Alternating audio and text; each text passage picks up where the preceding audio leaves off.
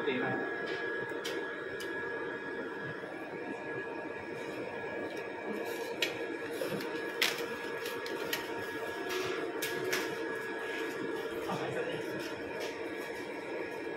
Dia panggil kad Duduk ni kad.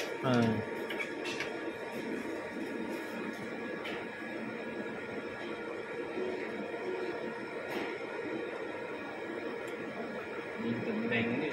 Ada dia punya range acceptable tu. Kalau lebih tu nanti mesti tak baca.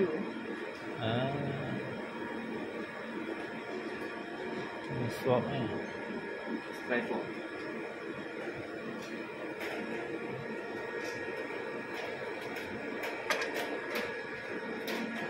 Ni.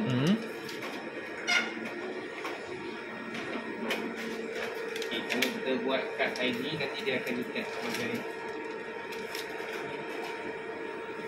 ni kad ID.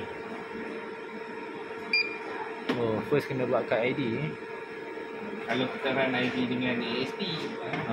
Kalau kita run AST saja, kita scan kat AST, nanti kat sini kita masuk organism terus lah. Dia akan naik nama-nama macam-macam kan.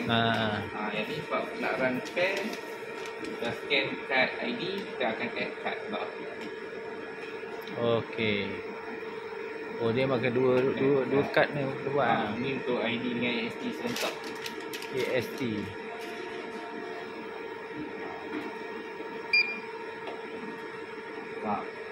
GP ni ID, AST GP tu AST. Okey. Ni dia dah kita klik kan site dia apa. Kalau yang ni sebab kita pakai specimen urine tu, kita dah masuk lah GP encryption site tu urine. Ni kita validate. Dah validate ni maksudnya apa yang kita create list tu dia dah mula capture kan. Kita send cassette. Okay, send cassette. Yang ni kita masuk. Area ni ke dalam.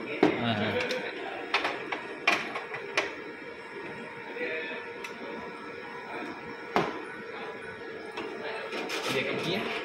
Okey. Setiap pakud tu dia akan capture.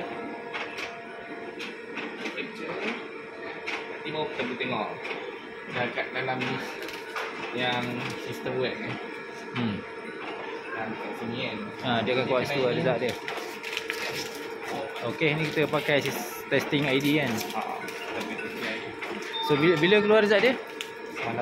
Semalaman, result semalaman ni. Okey. Esok kita check. Lambat ni lah.